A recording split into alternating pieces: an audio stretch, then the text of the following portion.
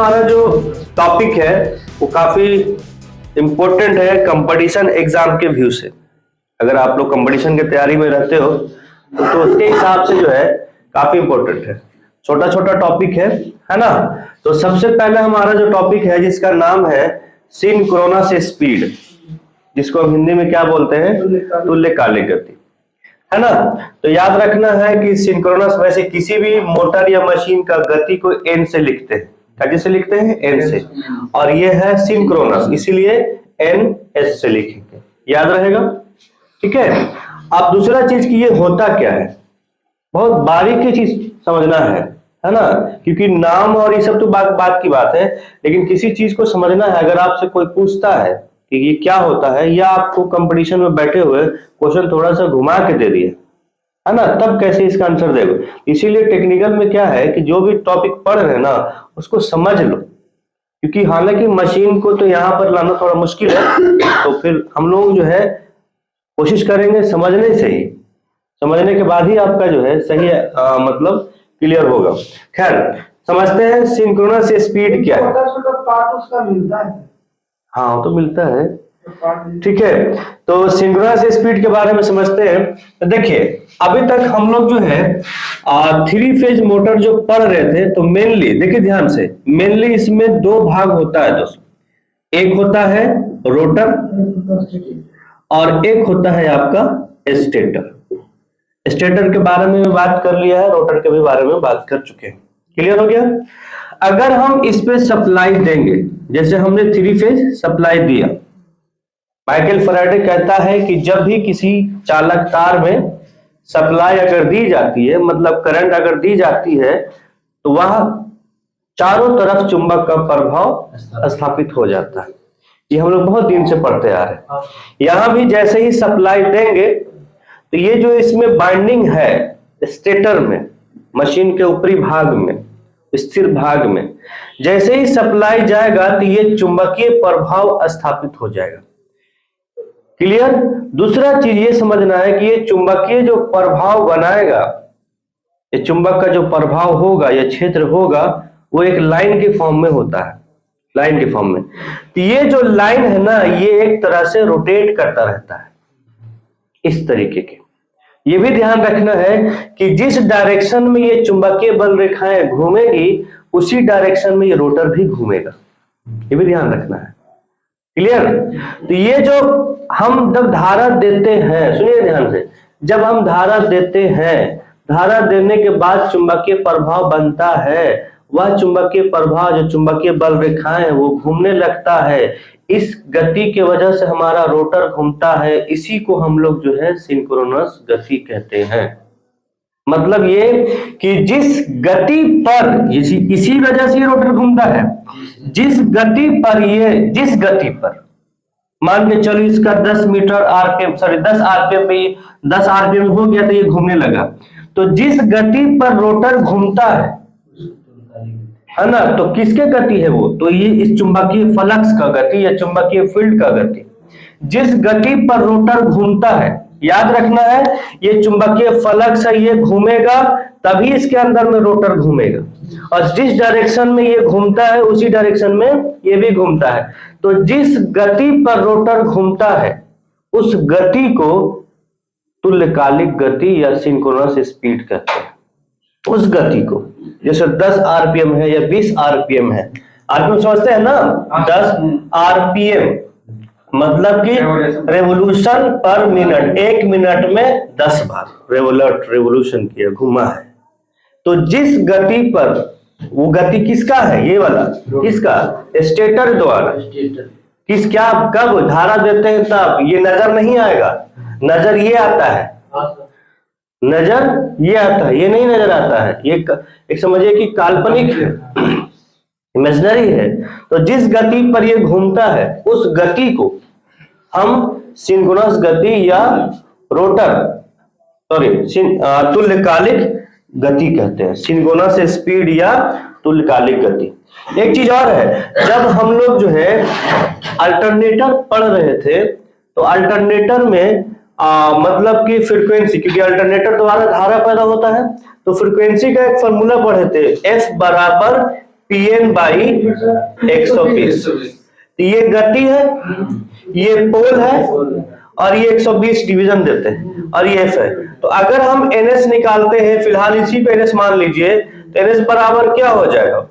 120 गुने F अपाई P। तो याद रखना है, ये वाला फॉर्मूला भी निकल गया।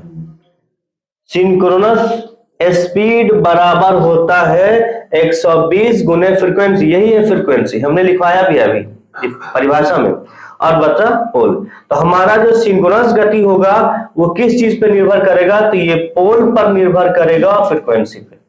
अगर धारा इसमें देवे नहीं करोगे तो कैसे चुंबकीय क्षेत्र बनाएगा? जब चुंबकीय क्षेत्र बनवे नहीं करेगा तो हम स्पीड किसको बोलेंगे?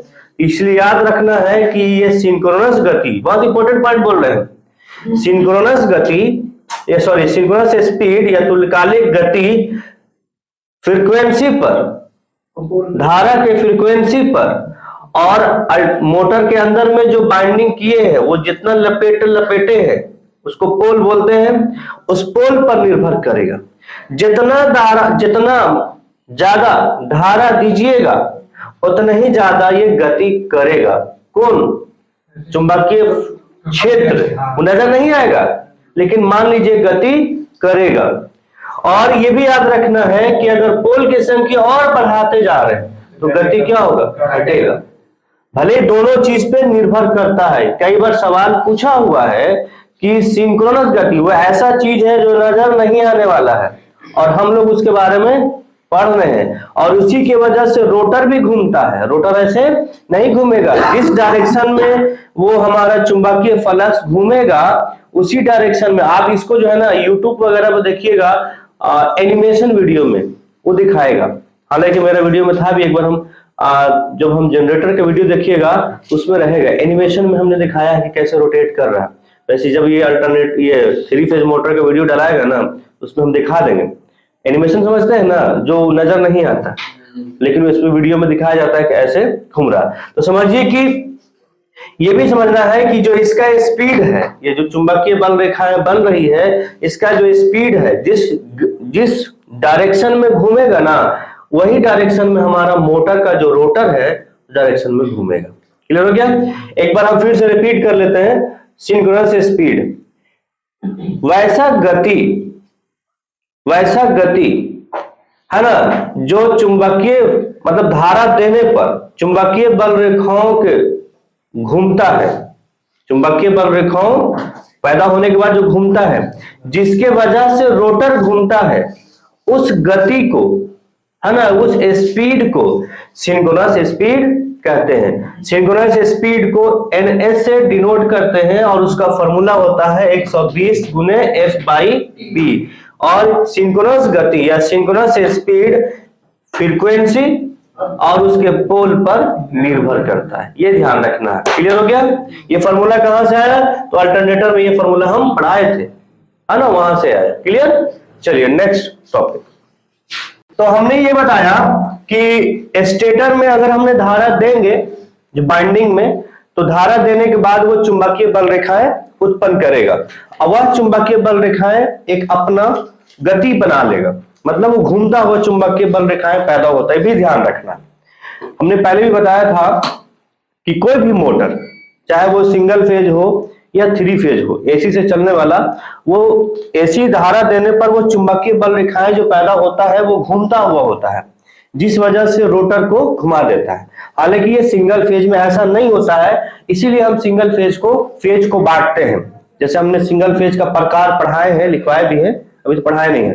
तो क्या होता है स्प्लिट फेज, या हम क्या करते हैं सिंगल फेज मोटर में कैपेसिटर यूज करते हैं। क्या करता है वो फेज को बांट देता है। बांटने का कारण ये समझिए कि वो घूमता हुआ चुंबकीय क्षेत्र पैदा कराना है, ये मकसद है।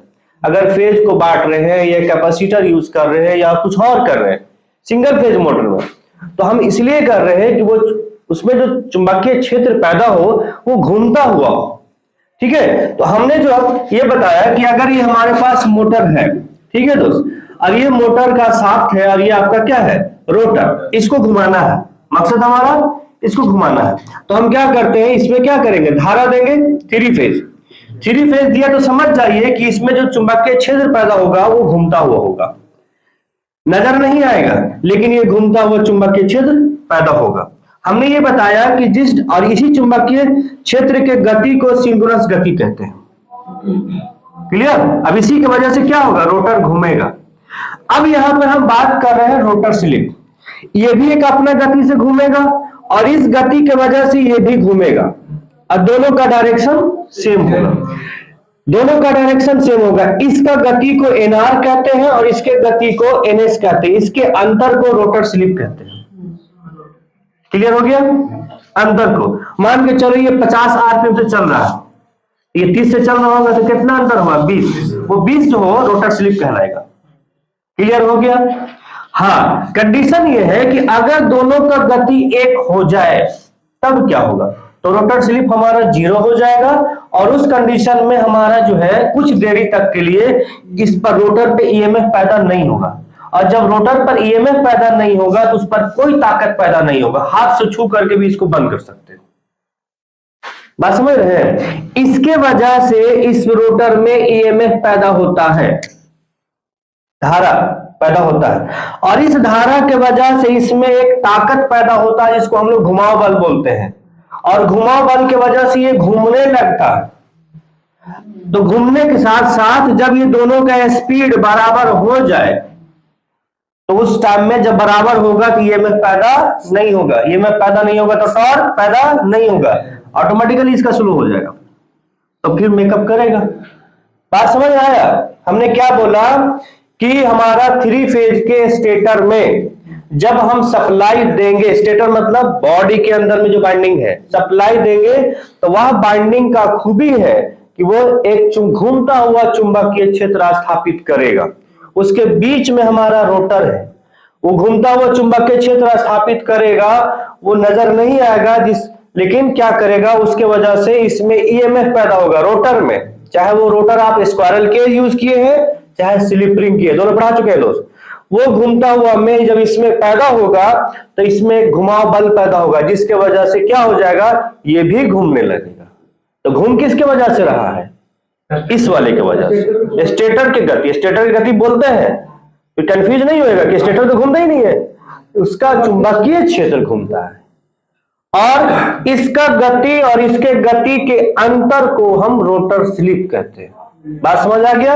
उसको एक और नाम से जानते हैं, एब्सोल्यूट रोटर स्लिप ही बोलते हैं। क्लियर सबको? पहले क्या बताया, सिंक्रोनस स्पीड क्या होता है, स्टेटर में चुंबकीय क्षेत्र जो पैदा हो रहा है घूमता हुआ, उसकी गति को रोटर स्लिप कहते हैं, सॉरी सिंक्रोनस गति कहते हैं। इस गति के वजह से रोटर भी घूमता है, तो रोटर के गति या चुंबकीय क्षेत्र के गति के अंतर को रोटर स्लिप कहते हैं। क्लियर? नेक्स्ट टॉपिक, अंशीय स्लिप।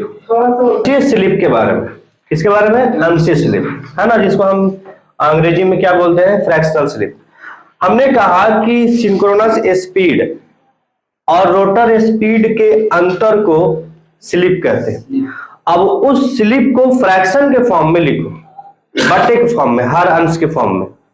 तो उस स्लिप को कौन वाला जो हमने पहले पढ़ा ना, रोटर स्लिप, मतलब रोटर स्लिप बराबर क्या पढ़े थे, N S minus N R, इसी को हम फ्रैक्शन के फॉर्म में लिखेंगे तो ये हमारा क्या हो जाएगा, अंशीय स्लिप। क्लियर हो गया? और अगर अंशीय स्लिप को चाहते हैं कि प्रतिशत के फॉर्म में लिखें, परसेंटेज के फॉर्म में, तो हमारा हो जाएगा प्रतिशत स्लिप। ज्यादा इसमें हमारा कोई डिफरेंस नहीं है ना। सिंक्रोनस स्पीड समझ गए दोस्त, रोटर स्लिप भी समझ गए, प्रतिशत भी समझ गए। अब हम बात करते हैं रोटर फ्रीक्वेंसी के बारे में। क्लियर?